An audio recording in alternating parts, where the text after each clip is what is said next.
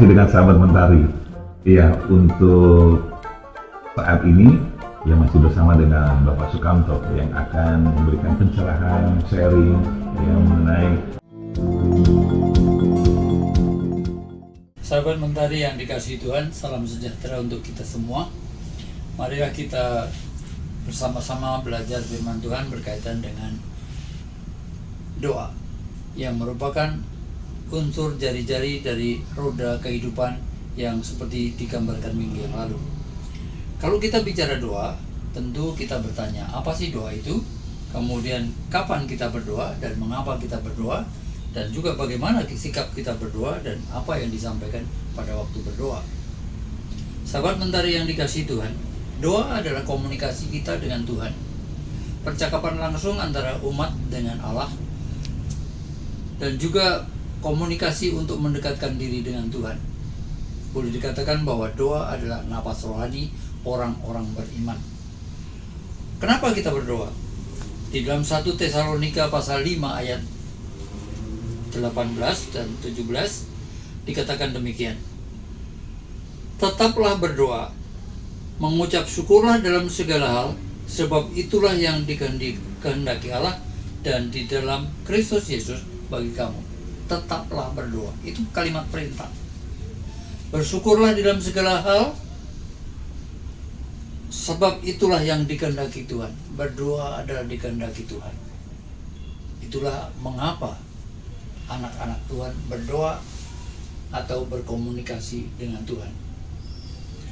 Nah, kemudian kapan kita berdoa? Ada beberapa yang bisa dirujuk untuk menyatakan bahwa kapan kita berdoa. Contoh, Yesus pada pagi-pagi benar keluar dari rumah menuju tempat yang sepi, disitulah dia berdoa. Tapi ada cara sendiri, Yesus pada waktu malam dengan murid-muridnya pergi ke bukit dan Tuhan Yesus menyendiri di situ juga berdoa.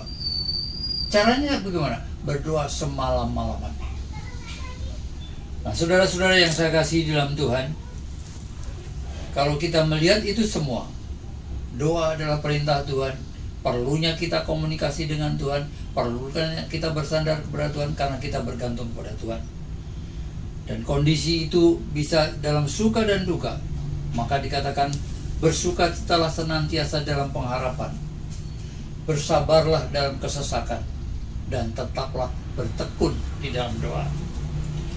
Nah, Bapak Ibu Saudara sekalian yang dikasihi Tuhan, kita udah bicara doa itu apa, kapan kita berdoa, kondisi bagaimana dan mengapa kita berdoa. Tapi mari kita pahami hal yang mendasar, kenapa doa itu tidak dijawab. Itu persoalan yang kita hadapi. Jangan sampai saudara dan saya selalu berdoa tetapi tidak dijawab. Dan doa itu tidak dikabulkan. Padahal Allah memberikan jaminan bahwa Allah akan mengabulkan doa. Yang pertama penyebab doa itu tidak dijawab adalah kita melihat di dalam Yesaya. Yesaya pasal 59. Mari kita lihat di sana. Dikatakan demikian. Saya bacakan bagi saudara. Sesungguhnya tangan Tuhan tidak kurang panjang untuk menyelamatkan, dan pendengarannya tidak kurang tajam untuk mendengar.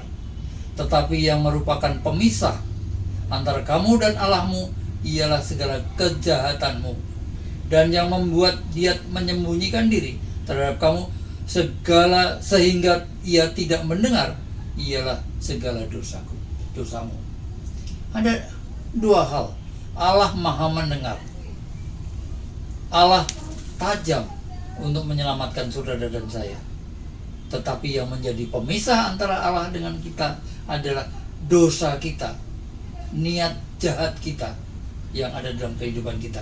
Oleh sebab itu, semua itu harus kita hilangkan.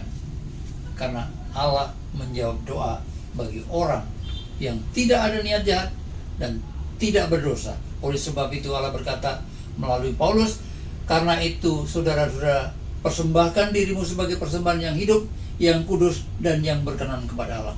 Itulah ibadahmu sejati yang akan mengabulkan atau akan menjamin doa saudara dan saya dijawab. Nah, penghalang yang kedua ialah niat jahat. Orang yang mempunyai niat jahat dalam hatinya, misalnya contoh begini, kita berdoa untuk orang lain supaya orang lain itu celaka, itu niat jahat. Allah tidak akan mengabulkan doa yang demikian. Kemudian syarat doa yang dijawab ialah kita memenuhi syarat daripada jawaban doa itu. Penggalang doa yang lain adalah kesombongan kita di dalam sikap kita berdoa. Mari kita melihat sikap yang benar dan yang tidak benar. Di dalam Lukas pasal yang ke-18, kita melihat orang Farisi dan pemungut cukai. Pemungut cukai, dia dengan rendah hati datang kepada Tuhan. Tetapi si Farisi, dia akan menunjukkan bahwa dia sombong terhadap orang-orang yang dia katakan seperti itu. Lukas pasal 19, Lukas pasal 18 dikatakan demikian. Lukas pasal 18. Mari kita lihat, orang Farisi itu berdiri dan berdoa dalam hatinya begini. Ya Allah, aku mengucap syukur kepadamu karena aku tidak sama seperti orang lain. Bukan perampok, bukan orang lalim, bukan pezina, dan bukan juga seperti pemungut cukai itu. Menunjuk kepada pemungut cukai itu. Bukan seperti pemungut cukai itu. Aku berpuasa 2 kali seminggu, aku memberi 1/10 segala penghasilanku.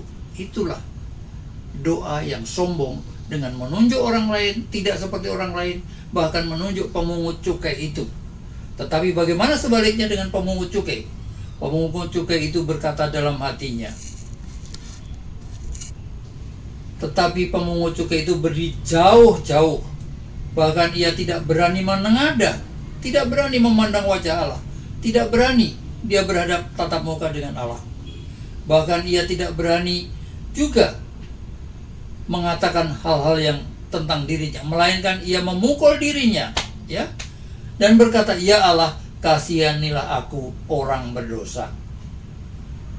Allah berkata, orang yang meninggikan diri akan direndahkan, dan orang yang merendahkan diri akan ditinggikan. Allah berkenan pada pemungut cukai dan tidak berkenan kepada si orang Farisi itu. Nah, saudara-saudara yang saya kasih di dalam Tuhan, mari kita melihat syarat doa dijawab itu yang bagaimana. Yang pertama tentu kita menghapuskan penghalang-penghalang dosa itu. Kita menghapuskan, menghilangkan penyebab dosa tidak dijawab. Tapi kita juga berpegang pada janji Allah. Yohanes 15 ayat 7 mengatakan demikian.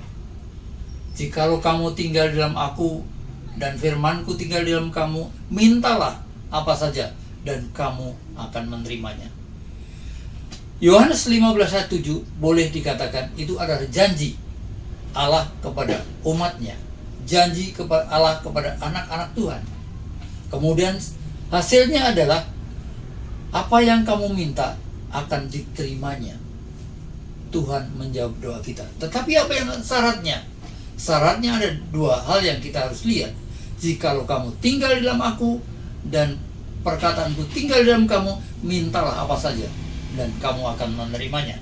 Itulah salah satu syarat. Syarat yang lain dikatakan juga masih di dalam kitab Yohanes. Sampai sekarang kamu belum meminta apapun dalam namaku, mintalah, maka kamu akan menerima supaya penuhlah sukacitamu. Doa dijawab memenuhi sukacita kita dengan syarat kita minta di dalam nama Yesus. Setiap kali kita berdoa, kita akhiri dalam nama Yesus. Kepada Bapa kita berdoa. Nah, saudara-saudara yang saya dikasihi Tuhan, dalam nama Yesus adalah jaminan. Kita berdoa kepada Bapa dan kita mengakhiri dalam nama Yesus. Kemudian bagaimana Allah menjawab doa? Ada 3 hal yang kita bisa lihat. Dijawab pada saat kita berdoa, ditunda pada waktunya karena waktu kita bukan waktu Tuhan. Tuhan memberi pada waktu yang terbaik untuk kita. Dan yang terakhir adalah doa yang tidak didengar dan juga tidak dijawab. Contoh doa yang dijawab pada waktu Yesus sedang mengajar kepada murid-muridnya. Di situ ada 5.000 orang yang datang, dan pada suatu waktunya sudah makan. Yesus berkata, kasih makan mereka. Murid bilang, tidak ada, tidak cukup untuk memberi makan mereka. Kalau kita pergi warung, di mana warungnya? Tetapi di situ ada seorang anak yang membawa 5 ketul roti dan 2 ekor ikan. dibawa kepada Yesus. Yesus berdoa dengan mengucap syukur kepada Allah, dan dibagi-bagikan mereka. Mereka makan dengan kenyang 5.000 orang itu, dan bahkan masih berlebih. 12 bakul roti masih ada. Itulah jawaban yang didoa pada saat itu juga. Ada juga doa yang dijawab pada saat itu ketika Hizkia di dalam 2 Raja-Raja pasal 20 ayat 1-6, di sana dikatakan Hizkia sedang sakit, dan Yesaya datang kepada dia memberi kabar, kumpulkanlah keluargamu karena kamu akan mati. Maka Hizkia memalingkan mukanya kepada tembok, kemudian ia menangis dan berdoa. Ah Tuhan, ingatlah, katanya, kiranya bahwa aku telah hidup di hadapan-Mu dengan setia dan dengan tulus hati, dan bahwa aku telah melakukan apa yang baik di mata-Mu. Kemudian menangislah Hizkia dengan sangat. Dan tetapi Yesaya belum lagi keluar dari pelataran tengah, tiba-tiba datanglah firman Tuhan kepadanya. Baliklah dan katakanlah kepada Hizkia, raja umatku, beginilah firman Tuhan, anak Daud, Allah Daud, bapa leluhurmu telah mendengar doamu, dan telah kulihat air matamu. Sesungguhnya aku akan menyembuhkan engkau pada hari yang ketiga. Engkau akan pergi ke rumah Tuhan. Aku akan memperpanjang umurmu 15 tahun. Bagaimana Allah menjawab doa Hizkia? Pada saat itu juga, dan 3 hari sesudah itu dia sembuh. Karena apa? Hizkia adalah orang yang taat kepada Tuhan, melakukan apa yang Tuhan perintahkan, berlaku baik dalam kehidupannya. Nah, saudara-saudara yang dikasihi sahabat Mentari, mari kita melihat Elia orang biasa juga berdoa. Pada waktu meminta hujan tidak turun, 3,5 tahun tidak ada hujan. Tapi pada waktu dia minta hujan turun, pada saat itu juga hujan turun. Karena apa? Karena Elia adalah orang yang senantiasa berpegang pada ketetapan Allah, melakukan firman-Nya dan melakukan perintahnya. Sahabat Mentari, di dalam kehidupan kita, Allah berkata, jikalau kamu tinggal dalam aku dan firman-Ku tinggal dalam kamu, mintalah apa saja dan kamu akan menerimanya.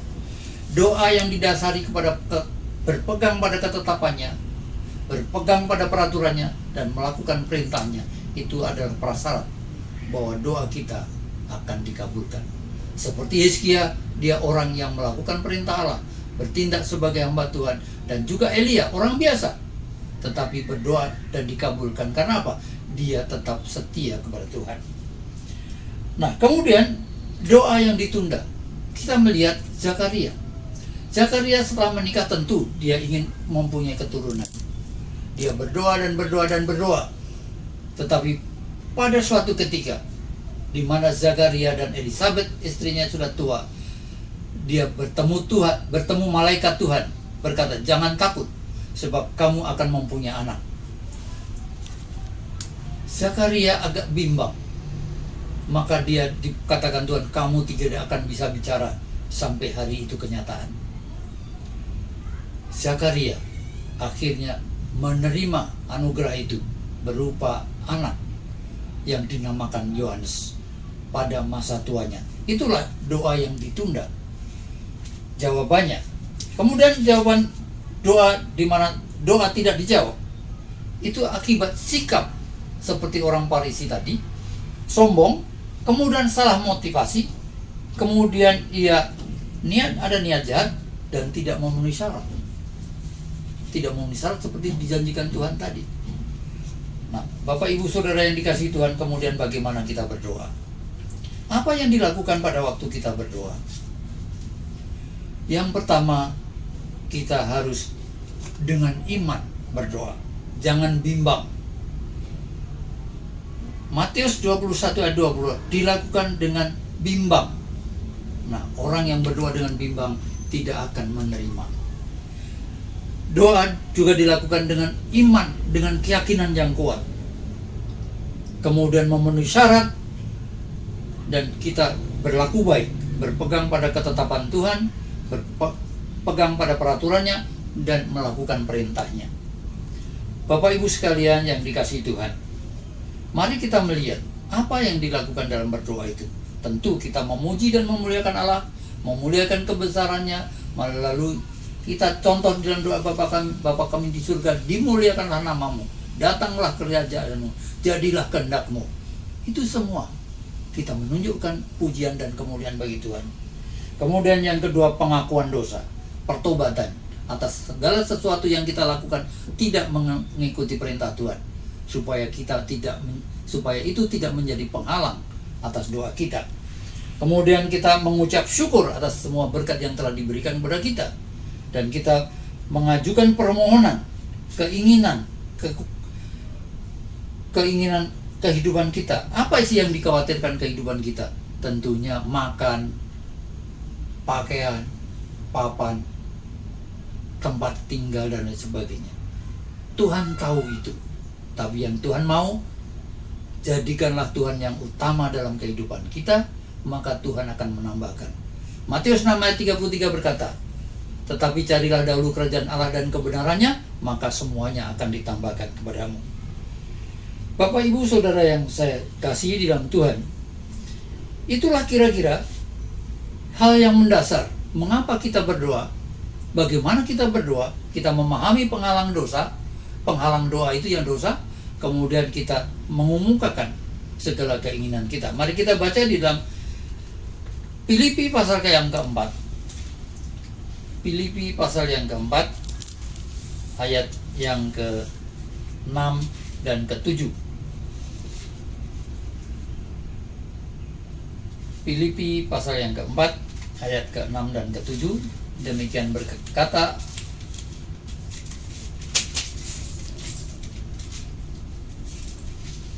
Filipi pasal yang keempat, ayat yang ke-6 dan ke-7.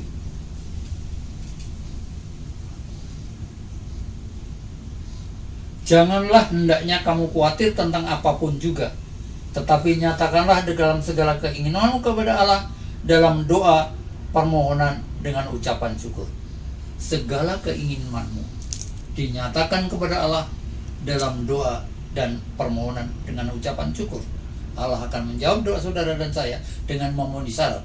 Jikalau kamu tinggal dalam aku dan firmanku tinggal dalam kamu, mintalah apa saja dan kamu akan menerimanya. Mari kita berdoa. Bapa di surga, kami mengucap syukur untuk hari ini boleh belajar tentang firman-Mu.